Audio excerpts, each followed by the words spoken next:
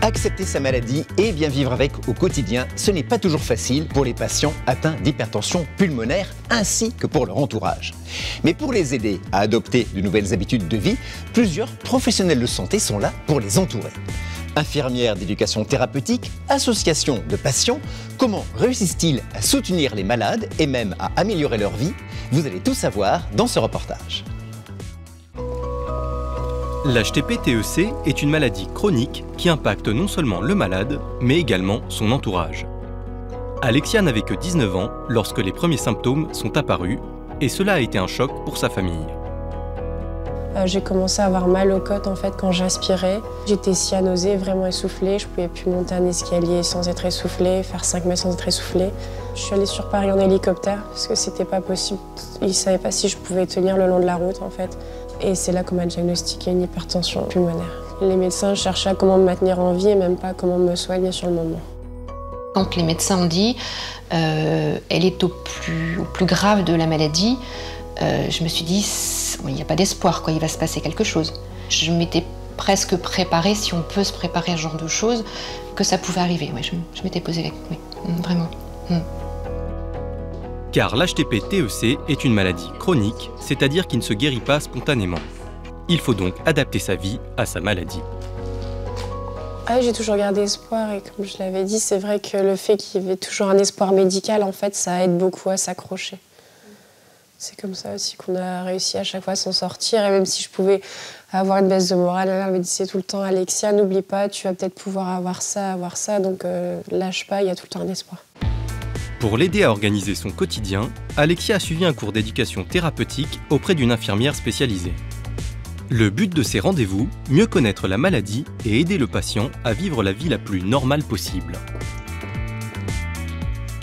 Bonjour Alexia, vous allez bien? Je vais bien, merci. Bienvenue, allez-y, installez-vous. Donc là, on va se voir aujourd'hui en entretien toutes les deux afin de refaire un point ensemble sur votre vie avec la maladie, avec l'hypertension pulmonaire. Est-ce que pour prendre vos médicaments, est-ce que c'est problématique ou est-ce que il vous arrive parfois d'oublier vos médicaments? En général, j'oublie pas, ça m'arrive de temps en temps. Très rarement quand je peux sortir et... Après, je rentre trop tard et j'oublie, mais en général, j'oublie pas, je fais attention. D'accord. C'est bien d'associer la prise des traitements à un geste quotidien, comme le petit déjeuner, le brossage des dents, comme ça, on y pense, en fait. Retenir, ouais. Ça devient après un automatisme, presque. Oui. Vous faites de l'activité physique, vous? Depuis mes angioplasties, c'est vrai que j'ai pu reprendre une activité physique, donc je fais du fitness, je suis en salle de sport, je marche beaucoup.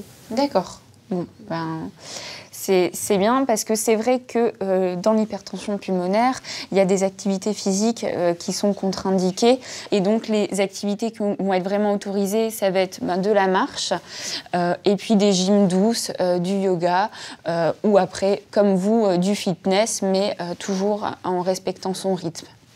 D'accord ?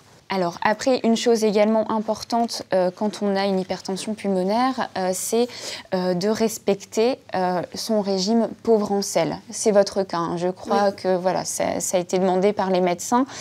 Donc effectivement, quand on a une hypertension pulmonaire, il faut manger pauvre en sel. C'est important pour protéger son cœur. On va s'arrêter là alors. Hein. D'accord, merci. Voilà, merci à vous.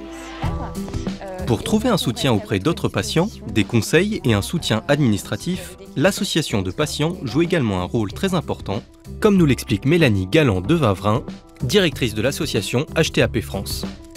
C'est vrai que c'est un groupe de maladies qui sont pas faciles à comprendre, à faire comprendre aussi à son entourage.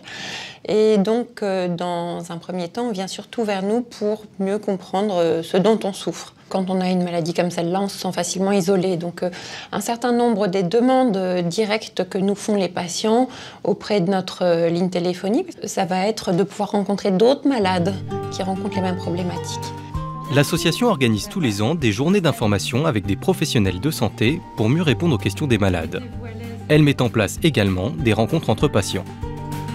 Alors Claire, est-ce que vous connaissez l'association HTAP France ? Je connais sans connaître, je connais de nom parce qu'on m'en a parlé. L'association de malades peut être utile Premièrement, pour avoir l'information vraiment la plus fiable sur la maladie, dans des termes qu'on peut comprendre. Et après, ce qui est proposé en termes d'action, c'est on a un après-midi informatif avec les médecins, généralement des médecins du centre de référence de Paris, mais aussi on invite un médecin d'un centre de compétences d'ailleurs. Et tous viennent nous raconter l'actualité de la maladie, les traitements.